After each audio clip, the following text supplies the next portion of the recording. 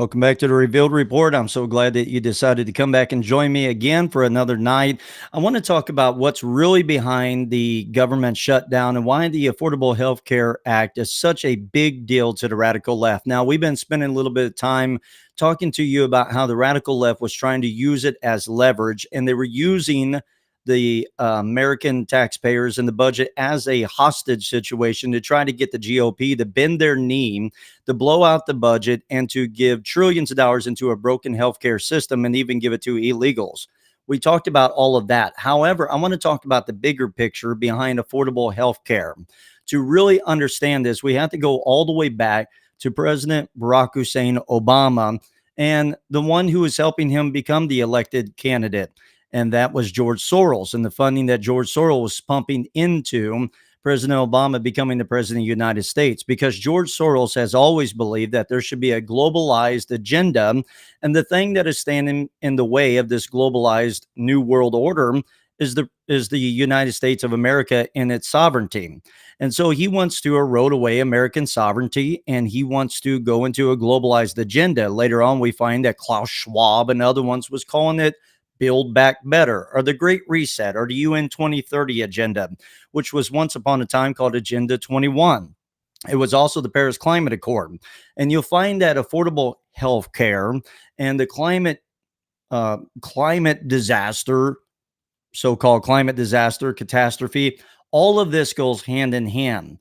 It's all a playbook from hell to try to flip the system upside down and inside out.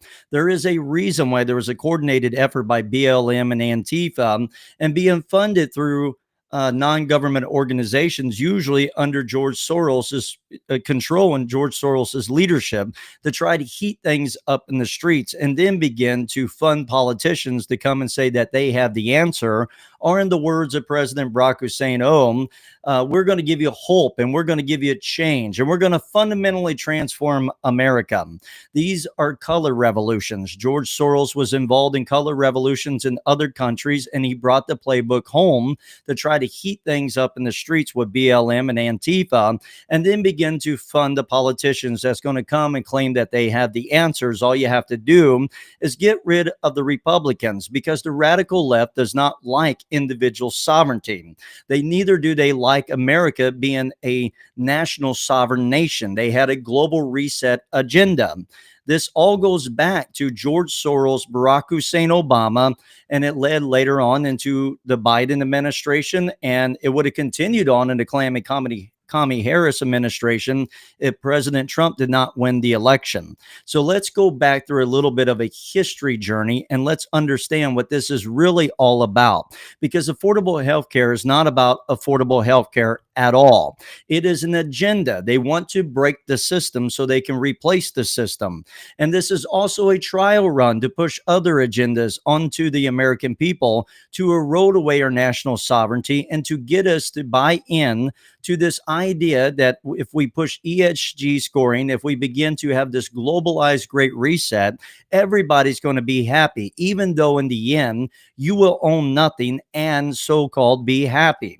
Now, let's look at the playbook of the radicals and how they work. Number one, they always capitalize on crisis. As President Barack Hussein said, never let a crisis go to waste. They need a crisis, because if you're living in a time of peace and you are living in a time of faith and you are living in a time of being able to be prosperous as an individual, then you don't need the government. So the radical left does what socialists and Marxists and even fascistic people always done. They have to create a crisis if there's not already a crisis. Either A, they capitalize on a crisis that's already existing, or B, they have to create a crisis so that you need them to step in and save the day. So the Marxists, the radical left, and the Democrats, socialists, or whatever you want to call them, they always want to capitalize or they want to manufacture crisis. Then they want to come and sell you the solution.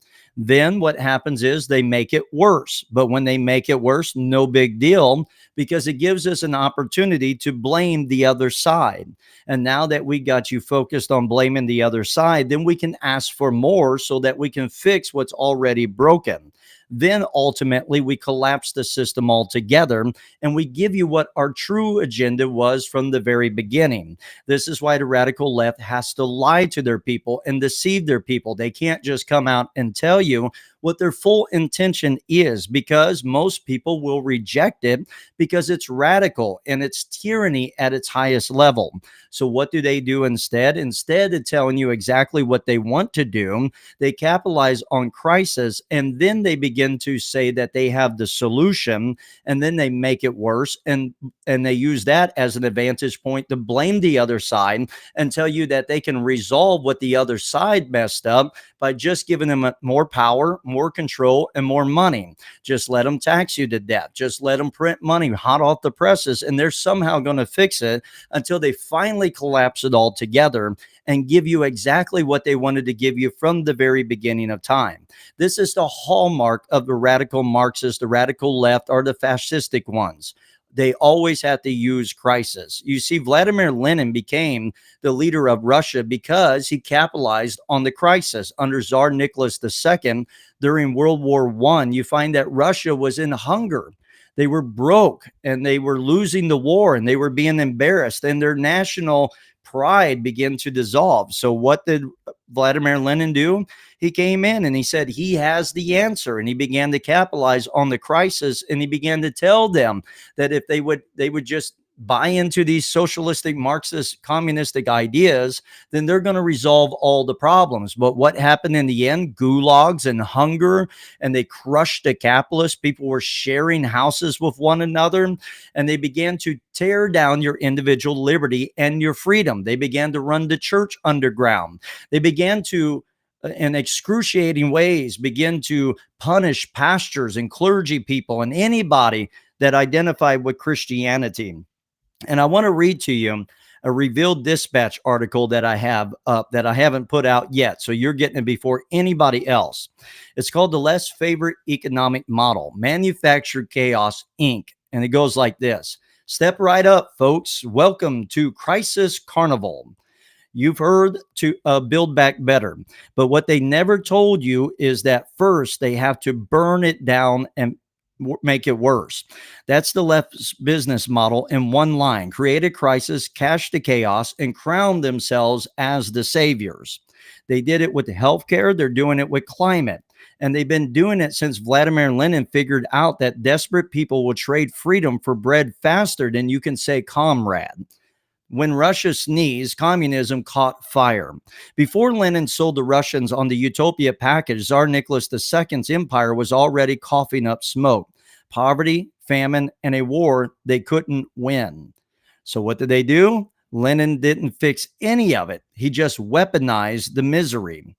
Peace, land, and bread, he promised. Translation: starvation, confiscation, and censorship, but with better branding.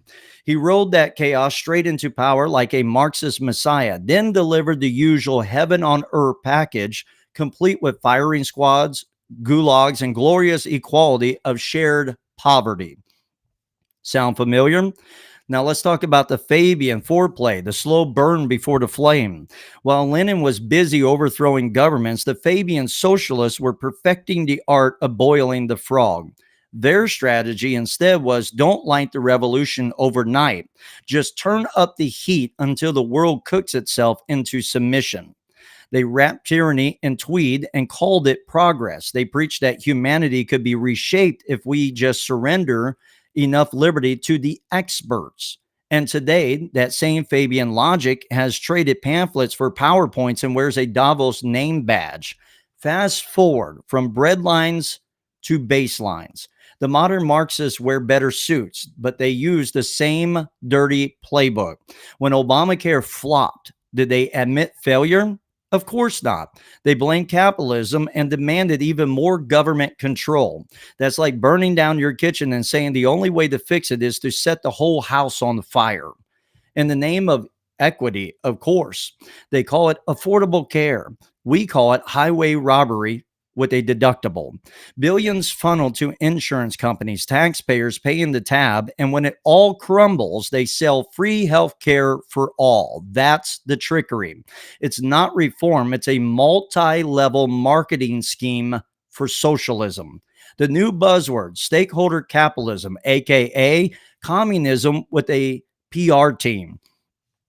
Then there was the World Economic Forum, the modern temple of humanism, preaching that capitalism must evolve into stakeholder capitalism. Translation: the government and the corporations get married, and you, the citizen, pay for the honeymoon. They pick the winners and losers based on ESG compliance, not competence. If you bow to the climate gods, you get a seat at the table. If you believe in God, liberty, or national sovereignty, you're what they call a threat to democracy. Crisis in currency. Whether it's healthcare, climate change, or social unrest, the formula never changes. Invent the crisis, whip the people into fear, blame the free market or conservatives, offer government as the savior, and consolidate control. It's the Fabian Leninist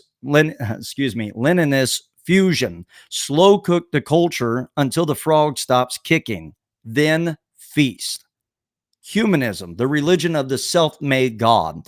At the heart of all this isn't compassion, it's humanism, the oldest heresy on record. It says we don't need the creator, we can redesign creation ourselves. That's why they dream of re-engineering humanity with biotechs, climate mandates, and AI-driven obedience scores. Because if they can't own your land, they settle for your DNA. The final diagnosis: a manufactured malady for a controlled cure. Lenin used war and hungers to sell socialism. The Fabians used patience and persuasion to make tyranny sound polite. The left today uses fear or illness, heat waves, inflation, and imaginary Nazis to make you hand them the steering wheel. They always promise to build back better. But look closely, they're building a tower, not a nation. And just like Babylon, it's all about reaching heaven without God. So the next time you hear a politician say, we just need a little more funding to fix this crisis, remember, they're not trying to fix it, they're trying to finish it. That's the playbook of the radical left. And that's what affordable healthcare was all about. They wanted to uproot the American system. They wanted to go into a socialized, Marxist leaning type of ideology. But yet their globalist ideology was a blend of fascism and Marxism. They believe in using Marxist principles, but yet at the same time, they also believe in using fascistic principles. Even though they have a globalized agenda, how they do it is they want to merge public-private partnership, and they want to base everything on ESG scoring, environmental, social, and governance scoring. The affordable health care was not money to the American people. No, it was money to the insurance companies. It was money to the insurance agencies. It was a merge between the government and insurances so that they pick winners and losers in what's supposed to be a free market system. Then they push it on the environmental score, that if you are a gasoline company, we're going to crush you. We are going to go with renewable energy, and we're going to mask it as saving the world, when all they're doing is they're rebranding Operation Choke Point, which was under President Barack Hussein until it was stopped, led by Ted Cruz in the Senate at that time. However, you find that this was merging with the Paris Climate Accord. It was all about changing the banking system. That's what it was about. That if you are a corporation, a business, or an insurance agency that is willing to push their environmental or their social justice ideology, then you're going to have a good ESG scoring. For any company or insurance that doesn't want to play ball with them, then you're going to get a bad credit score. You're going to be deemed risky. And then the FDIC is going to slap down stipulations on the banking system so that the banking system drops you. And for the insurances, they drop you as well. This is how Barack Hussein wanted to crush the ammunition companies and the gun manufacturers. This is how he wanted to crush the gasoline companies. Anybody that would not bow a knee to their ESG compliance scores was going to be crushed so that they could pick winners and losers in what's supposed to be a free market capitalistic society. What they do is they begin to Take it from shareholder capitalism, the people, to stakeholder capitalism. And who's the stakeholders? It's the people at the Davos convention. It's the people of the World Economic Forum. It's a public-private partnership. This is what pushed the wokeism through corporations down onto the American people. Nike, Amazon, Walmart, all of these companies knew that the Goldman Sachs put out an article about it, that the very economic system was being changed into an ESG scoring system. Get rid of the old credit scoring and replace it with ESG scoring. And then also track your digital footprint to see what you're putting on your social media pages, so that way they can determine what kind of score you get. Canada did this with the trucker protest rallies. That's how they froze their assets and their accounts. And then to top it all, they wanted to force PayPal to drop you at the same time as going to a cashless society, everything being ran through the Federal Reserve, where now you have a cashless society. This is why Janet Yellen went after cryptocurrency and went after Bitcoin, so that people begin to migrate away from cryptocurrency and will buy into a US digital dollar, so that they can redistribute wealth however they decide to, and they can begin to slap down stipulations to crush businesses that will not comply with their mandates. How did they start this process? It didn't start with the environmental social justice stuff. Actually, it started after the $787 billion stimulus that George Soros wanted, that Barack Hussein began to push with predominantly the Democrats at the time. It was at first to push affordable health care. Affordable health care was to take what was a broken healthcare system, we say that, and begin to manufacture the crisis and sell you the very solution. And then when you buy into the solution, it becomes worse. But then when it becomes worse, they weaponize that against the GOP, against the conservatives, against the Republicans. And now in this case, they weaponize that against President Trump, and they blame the conservatives, and they tell you we can fix it, but to fix it, we need more money.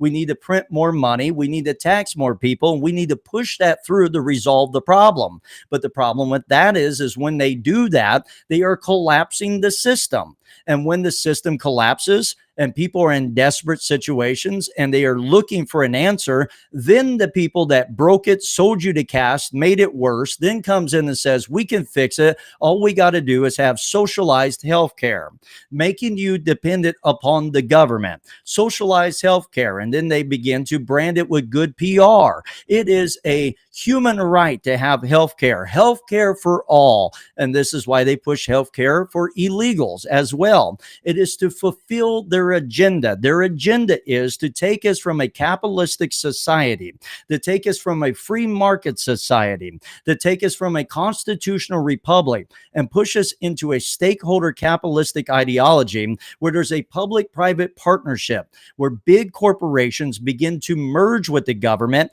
and they begin to create a technocratic, big corporation government blended society. That is fascism. But here's the trick of the left. Before you catch on to their fascism that's blended with Marxist ideology, they begin to tell you that Trump is the fascist, that the conservatives are the fascists, that the GOP is the fascist, so that they avert the attention away from their fascism and get you to blame the GOP for being fascist, so that they can say, hey, we have the answer and we can crush those fascists. All you have to do is elect us, and all you have to do is give us power, and we're going to resolve all the problems because we're Santa Claus that's going to bring free gifts unto everybody. Don't ask how it's being paid for.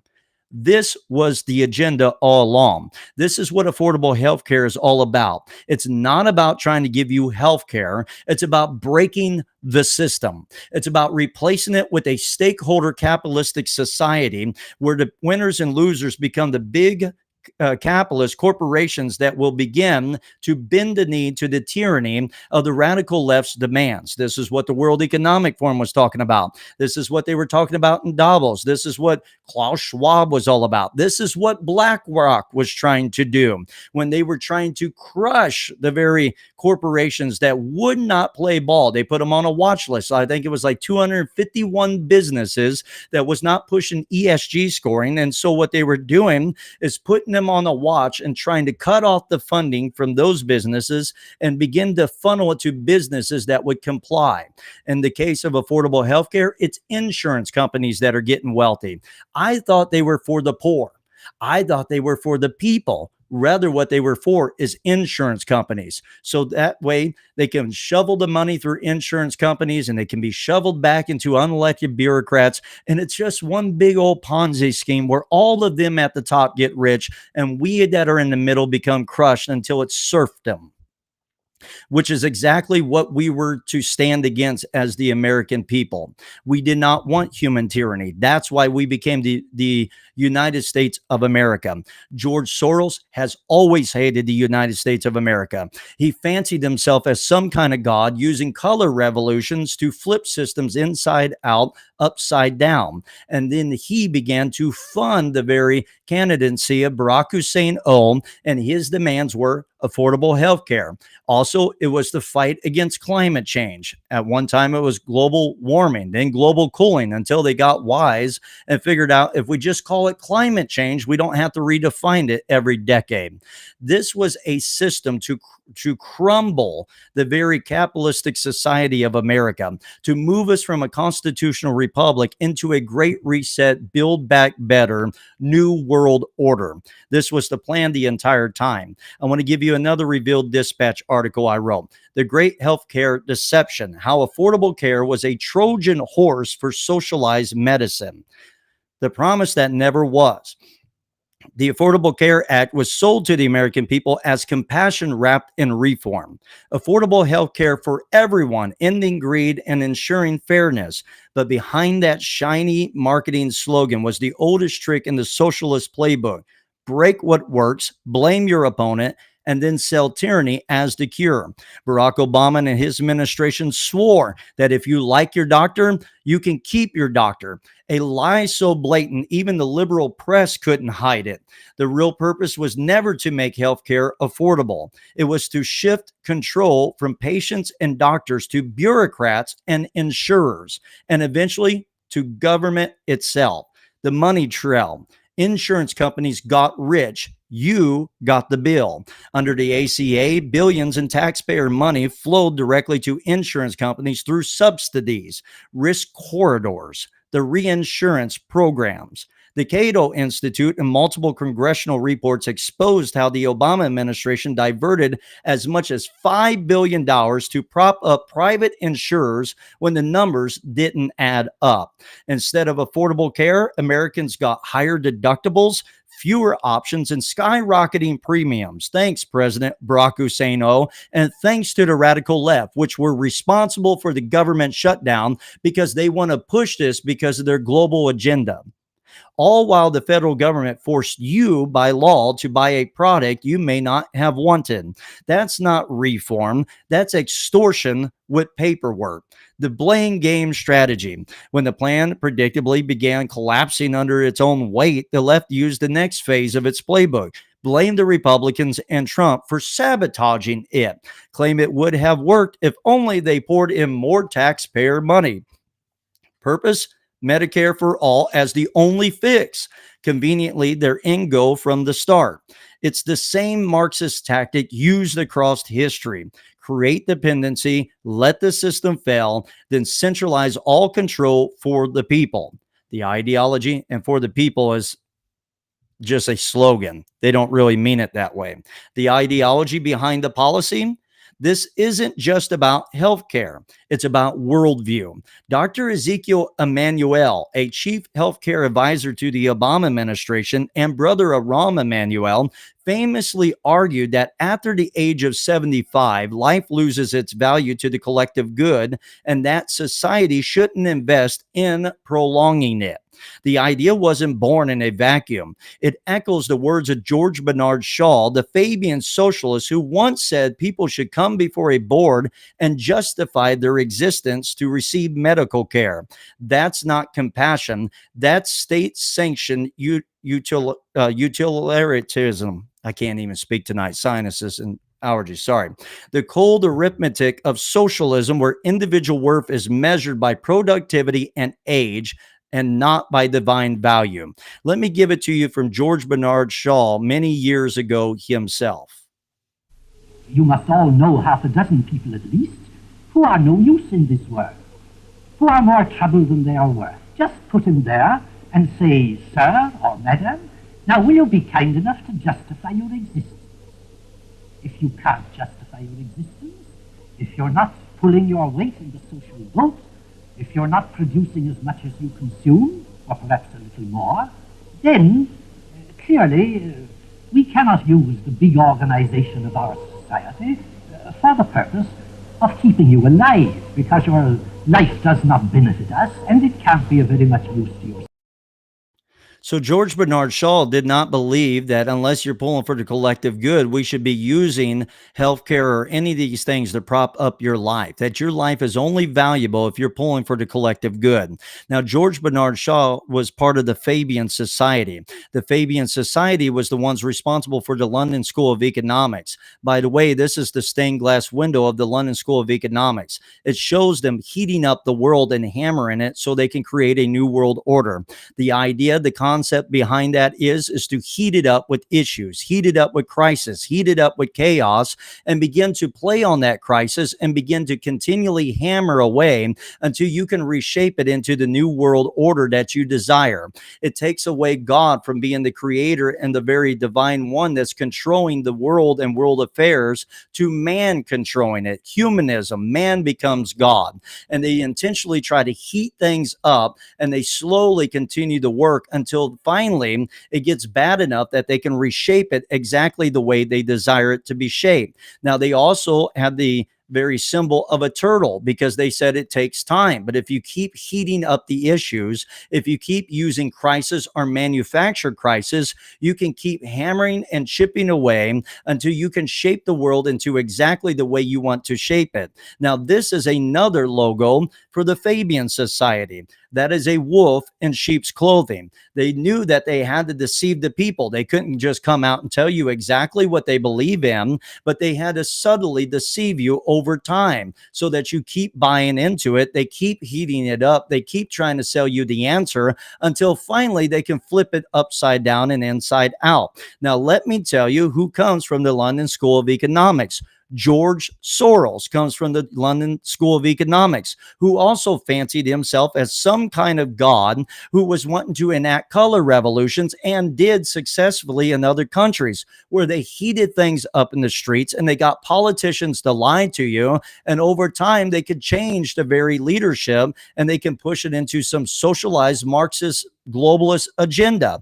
They took that same very color revolution and they brought it back to the United States. It was called BLM and Antifa in the streets, being funded by NGO organizations that seemed to track back to George Soros, because George Soros believed exactly what George Bernard Shaw believed in. He believed exactly what the Fabians believed in, that if you heat things up in the streets and you get your lying politicians to keep chipping away at it, eventually you can flip it and you can change it into your desired new world order. It was George Soros that was funding Barack Hussein so he could become the president of the United States. That's why Barack Hussein began to push DEI, a system of oppressors and the oppressed. They took critical theory, an old Marxist ideology, and they rebranded it as critical race theory, and they began to teach it in college universities. They began to teach it in public schools. They began to push it through corporations to try to design, instead of the bourgeoisie and the proletariat, the rich and the poor,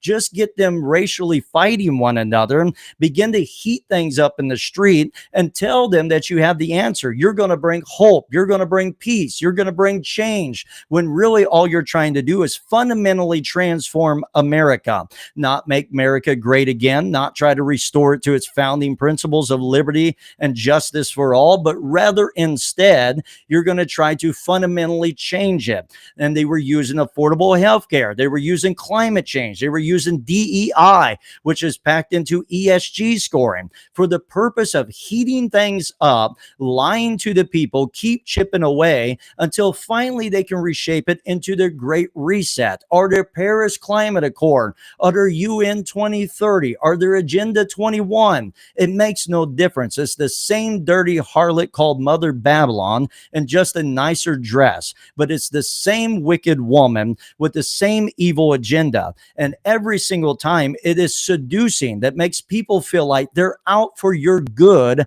when really they're out to enslave you to big government so that they can merge with corporations, crush anything that would stand in their way, and begin to push it into a globalized agenda. This is why they want open borders. This is why they want everybody, whether you're legal or illegal, to get health care and all of these taxpayer benefits. And eventually they don't want it just to be on taxes, but they want to use corporations to push it down on the people to the point that you own nothing and you'll be happy. BlackRock was being used with the Federal Reserve. The Federal Reserve during during COVID-19 pandemic, when I think they actually tricked Trump, all of a sudden they began to trick Trump into shutting down the very economy, shutting it down to flatten the curve and to get COVID under control. While they handed him that, all of a sudden they were also pushing their idea that they already had. Play upon the crisis, help manufacture the crisis, sell that they have the answer,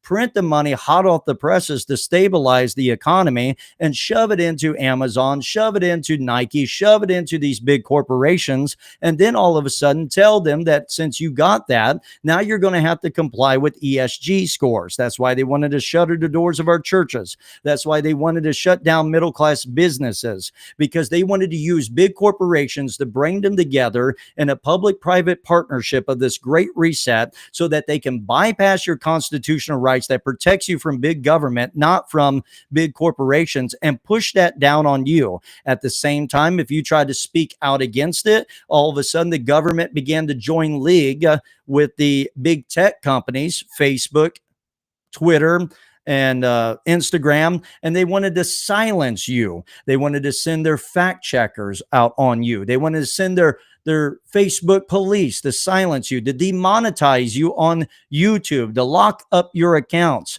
so that they controlled everything from a top-down tyranny approach, using corporations to bypass your constitution so that you bend the knee to it. And it sounds eerily familiar to Revelation chapter 13. They would control what you could buy and what you could sell because they could freeze your assets like we've seen with the trucker protests.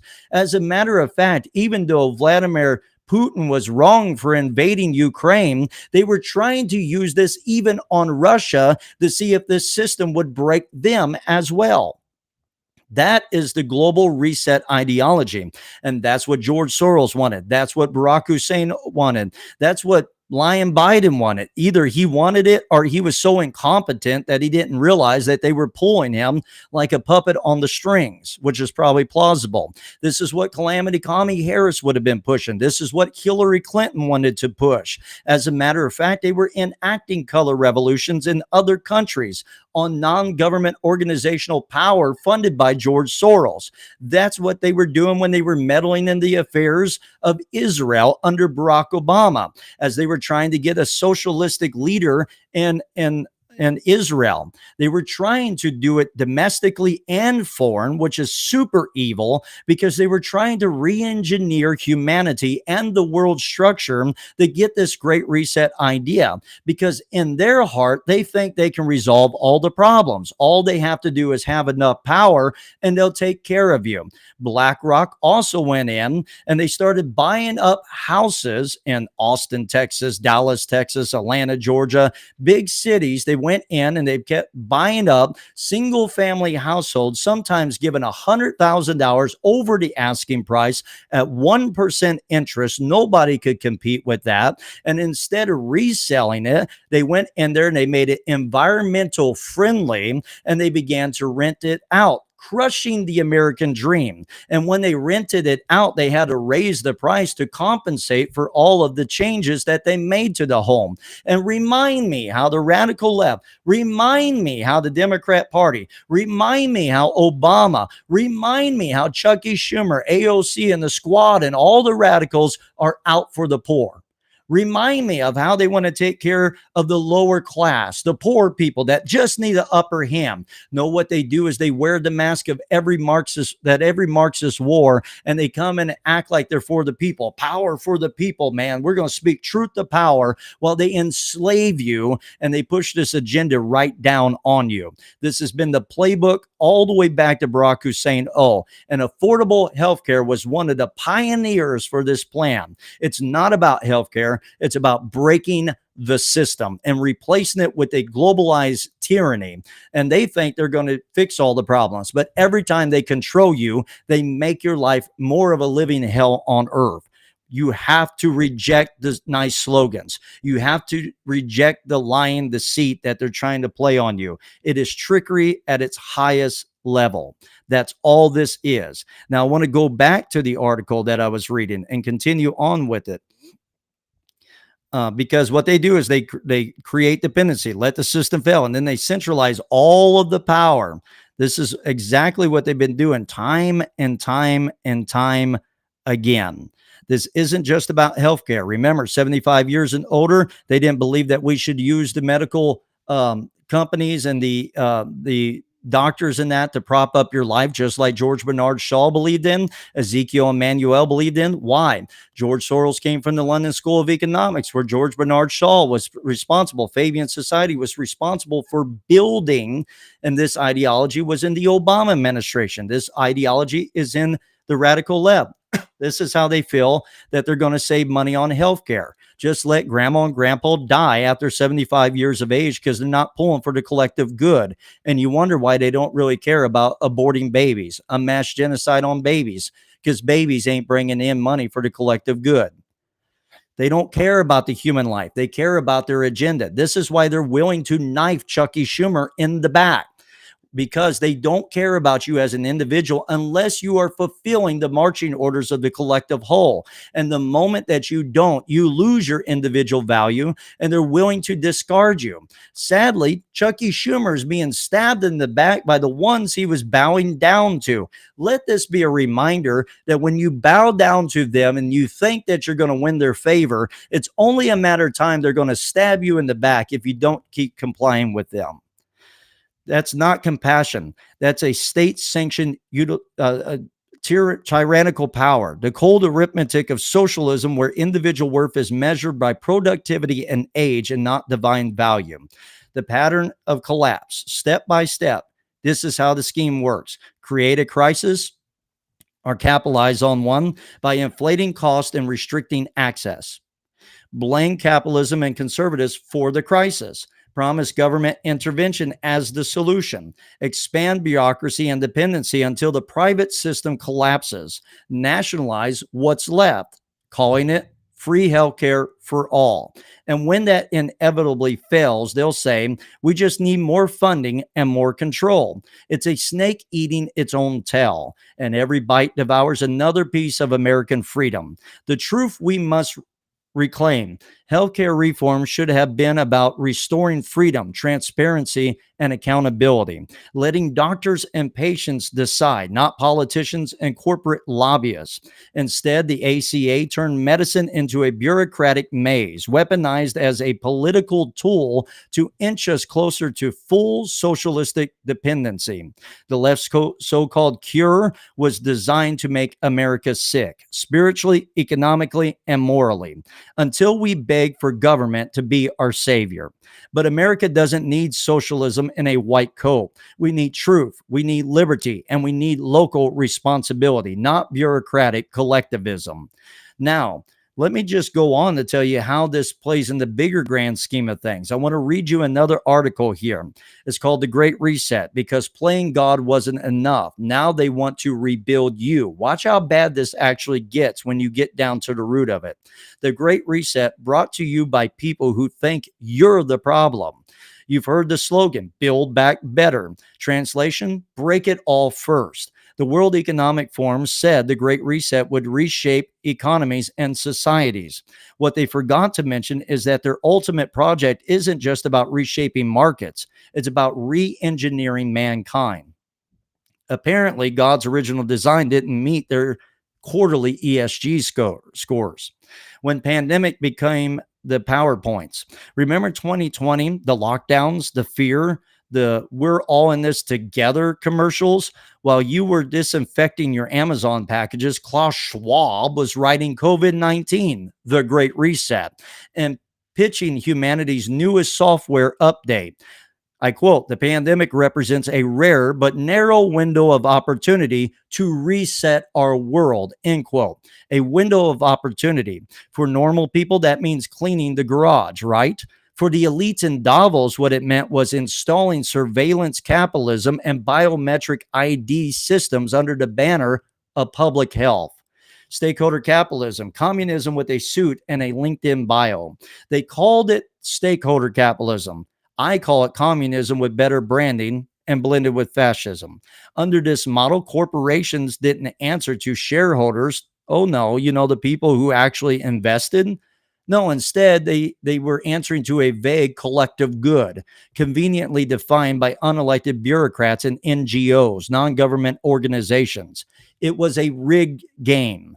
If your company waves the rainbow flags, buys carbon credits, and preaches about equity, you're a stakeholder. If you make things, employ people, and believe in merit, you're a threat to democracy. It's not economics. It's ideological blackmail with a balance sheet.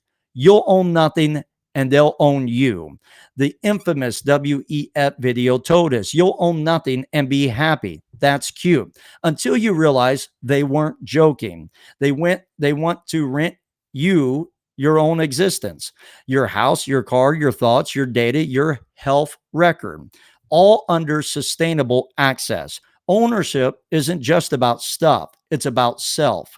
And when you stop owning yourself, somebody else does. So let's talk about the fourth industrial revolution that Klaus Schwab was talking about. Humanity 2.0, the beta version. Klaus Schwab's favorite phrase, the fusion of our physical, digital, and biological identities. Read that again slowly. Let me say it again. The fusion of physical, digital, and biological identities has nothing to do with healthcare, right? That's not innovation, that's invasion. They're not satisfied tracking your purchases. Now they want to track your pulse. AI, biotech, gene editing, neural interfaces, all dressed up as advancement, but aimed at turning humanity into a programmable product. Because when they can modify the code, they control the creature. The religion of the reset, humanism wearing a halo. Every ideology needs a God. The Great Reset's God is man himself, a man with a Messiah complex and a Wi-Fi signal. It's the same old serpent whispering, "Ye shall be as gods." Only this time he's wearing a Davos name tag and charging carbon taxes for your original sin. Social injustice and killing the climate. They call it progress. We call it digressivism. I call it the Tower of Babel 2.0, now with cloud storage, of course. Crisis is the cover charge for control. They can't sell control during calm seas, so they churn up the storm. Pandemic panic, climate hysteria, economic inequality outrage. If that's not enough, it's the Gestapo, it's the Nazis, it's the fascists, the brown shirts, it's Ku Klux Klan 2.0, it's white supremacy. Whatever crisis they have to sell to you. Then they write in like global saviors with a plan that just happens to centralize power, digitize currency, and monitor everyone's transactions, all for your safety, of course. It's Lenin's old playbook, updated for the cloud, manufactured chaos, then monetize the cure. The fine print on the future, this isn't conspiracy, it's conference's agenda. It's the conference agenda. The WEF said the human of the future will merge with technology. Translation, you'll own the hardware, you'll be the software. And unlike your phone, you can't factory reset your soul. Closing diagnosis, the Great Reset is a great deception. When you strip away the buzzwords, sustainability, inclusivity, and resilience, you're left with a world that looks eerily like every dystopian novel you were ever told in a fictitious story. The Great Reset doesn't just want to change your job, your car, or your diet. It wants to change and re engineer you. But here's the thing: the globalists never calculate into their models. So God created man in his own image, and no algorithm on earth can rewrite that. So next time you hear any of them sound like Klaus Schwab that says the future will be built by us, remember, you were already built by someone better. So now let's give you one more to tie it even together. From Obamacare to the Great Reset, how affordable care became the test run for total control. Create the crisis. Step 2, sell the cure. The Affordable Care Act was supposed to make healthcare affordable. Spoiler alert, it didn't, but it did something far more useful to the globalist lab. It taught them how to control your life through your body.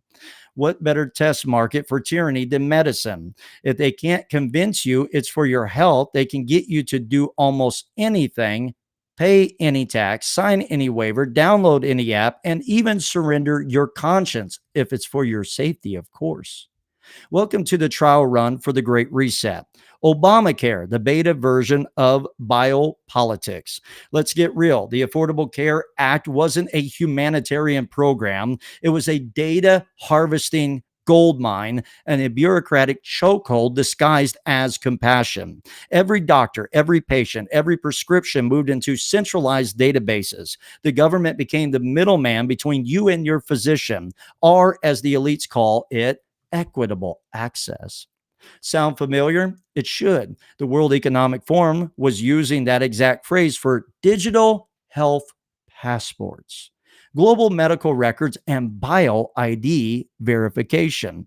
What Obamacare started, the Great Reset wanted to finish. The same script, different crisis. Obamacare, the healthcare system is broken. We must intervene. The Great Reset, the planet is dying. We must intervene. You know what it was? To get the banking system, to get the insurance companies merged, as well as as well as big corporations, get these three dynamic, powerful forces merged with the federal government and unelected bureaucrats so they can funnel all the power through them down onto the American people. And all the money that comes down goes down and redistributes right back to the top. But also, we got to add big tech in there so you don't say anything against it, because we'll silence you if you do. And by the way, you don't have freedom of speech, because that is a protection against a big government, not against big corporations. The same script, different crisis every single time. You lose autonomy, they gain authority. The ACA was the domestic rehearsal. The Great Reset was the global production. Stakeholder health. When bureaucrats became your bodyguards. Under stakeholder capitalism, corporations were going to become partners with government to protect the public good. Translation, big pharma, big tech, and big brother now share the same LinkedIn account. Insurance companies, they got rich under Obamacare. Under the Great Reset, they'll get divine status.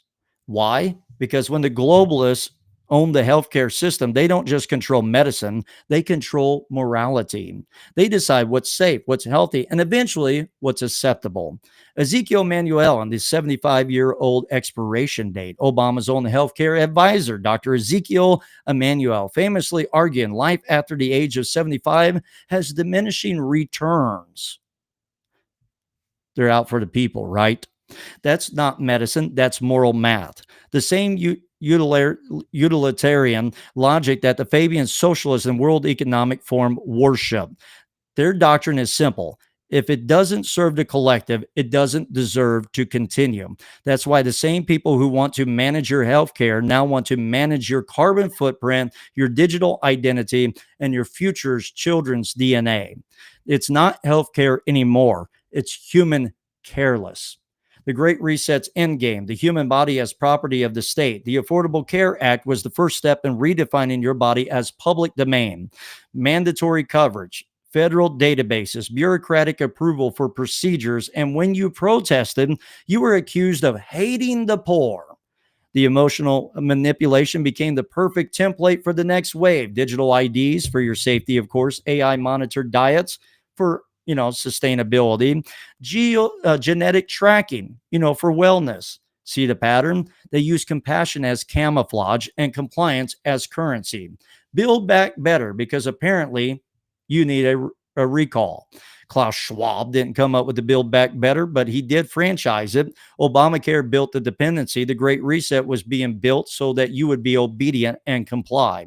Same architect, same blueprint, different floor plan. It's not about helping the sick. It's about making you dependent on the system that made you sick to begin with.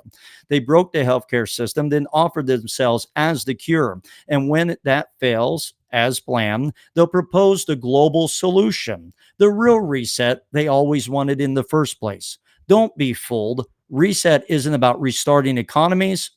It's about resetting definitions. Freedom becomes selfishness, faith becomes extremism, and health becomes compliance. And once they convince you that you exist to serve the system, not the savior, they've accomplished what Lenin, Shaw, and Schwab all dreamed of: the perfect socialist body, alive, functional, obedient, and soulless. The final prescription: truth is the only medicine. The Great Reset is the spiritual child of the Affordable Care Act, birthed in deception, raised in data, and dressed in compassion. But here's the thing: no matter how much they rewrite the code, there's one design they can't edit. I will praise thee, for I am fearfully and wonderfully made in the Lord. The Creator already signed the patent on humanity, and no bureaucrat, billionaire, or bioengineer can void it. So the next time they tell you it's for your health, remember the last time they said that, they gave your doctor a login and your freedom a clipboard.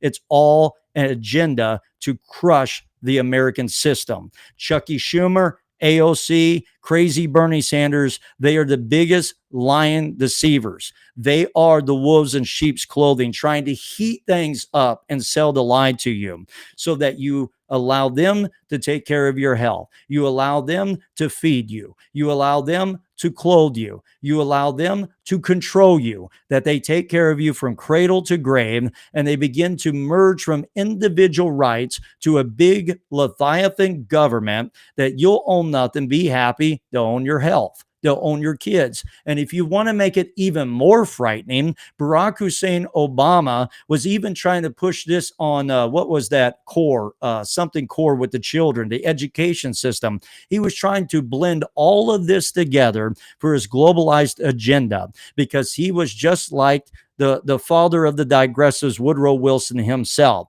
They didn't want you to have individual rights. Rather, they wanted an almighty, powerful government ran by a bunch of unelected bureaucrats, non-government organizations that controlled your every move, everything you do. And then they'll put you in their 15-minute cities because you don't have enough gasoline to get out of town because you got to have some electric vehicle, while there's a bunch of brownouts and blackouts, while you're tied to being remote work controlled by a computer all the time. And they begin to biometrically scan everything you're doing. This was all an agenda. It's not about affordable health care. It's not about saving the climate. It's not about any of those things.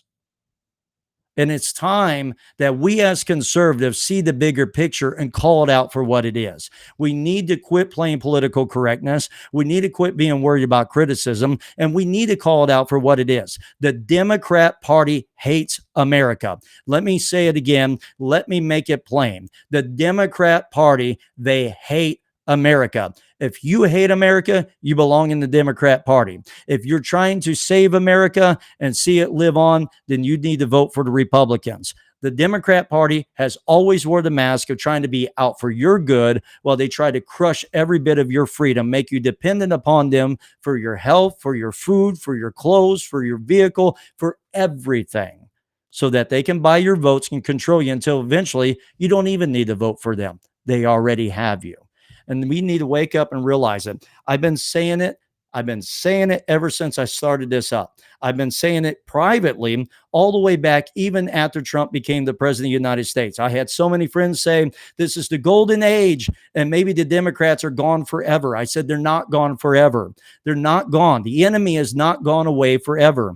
He's lurking behind the corners. Those devils are still there, and they're just rebranding themselves, and they're still trying to infiltrate. All they do is change the names. They redefined it. It's no longer ESG. It's no longer DEI. We got to rebrand it. We got to redefine it. We got to repackage it. And we got to subtly try to keep pushing it in. They've been doing this ever since Woodrow Wilson. They're not going to stop. The only way they stop is we stay alert. We understand it. We don't get rocked to sleep. We don't forget about how radically insane they are. And also, they put drag queens right into your 3-year-old and 4-year-olds' libraries and schools. You know why? It's not really because they believe in all of that, because they're trying to push you into tearing down your moral compass so that they can control you. That's what it's all about. It's always been about that. It's still always about that. And so we need to be reminded of how radically insane they are. We need to keep shaking ourselves and reminding ourselves so we never forget, we never let our guard down, because not only are they trying to do that, they're trying to infiltrate our system with immigrants that will not, illegal immigrants that will not assimilate to the American founding principles, because they want to erode the American founding principles away. They have a globalized agenda where they become God and they begin to run God out of his heaven, to quote Karl Marx's friend. That's the agenda. It's always been the agenda. It's still the agenda, and it's not going away. The enemy hasn't gone away. It's not time for conservatives to get comfortable. It's not time for anybody who is conservative, God-fearing, God Bible believers who believes in America's founding principles to get comfortable. They haven't gone away. They're just becoming more seductive and more selective in their tactics. But they're going to keep fighting. And the only way we win is we win ideologically, spiritually, and politically. And we must win every time at the ballot box. We should never let the Democrats get back in power. In the midterms, we need to crush them politically. In 2028, we need to crush them politically, because that's the only way your children, my children, our grandchildren, our great-grandchildren are going to have any resemblance of America's founding principles and freedom. And I don't know about anybody else. I still love the United States of America. I love this land. Now, if you like the content that we're putting out and you're glad that somebody is going to give you the hardest hitting, cleanest program from your favorite podcast host, of course, who, like Rush Limbaugh says, 99.9% right, and the 0.1% time will be humble enough to tell you. If you like what we're doing, hit the subscribe button. Give us that thumbs up. Share it with others. Tell others about us. Help us spread this out. If you believe in the Bible, you believe in Jesus, you believe in America's founding principles, you believe in capitalism, you believe in the Constitution, you believe in the Declaration of Independence, if you believe that the family should not be controlled by the government and the state, if you believe that marriage is between men and women and we should be producing children and the state doesn't have a right to push its values on our kids, hit that subscribe button. Give us that thumbs up. Share us with somebody else. Tell everybody about the Revealed Radio Network. If you like conservative political commentary, this is your place. If you like Bible content, we deliver that as well. If you want good content for your kids to love God and love America, subscribe to the Revealed Radio Network. Share us with other people. If you don't know about it, The Final Flame, my first book, it's on Amazon. You can get a signed copy if you like by emailing us at revealedpublications@gmail.com. The Final Flame by your favorite podcast host, John R. Wilson III. Well, America, I love you. The church will be standing tomorrow, for Jesus said, upon this rock, the gates of hell shall not prevail against it. But if the republic has not totally been burnt down by tomorrow, I'll see you tomorrow, America. God bless. Have a great night.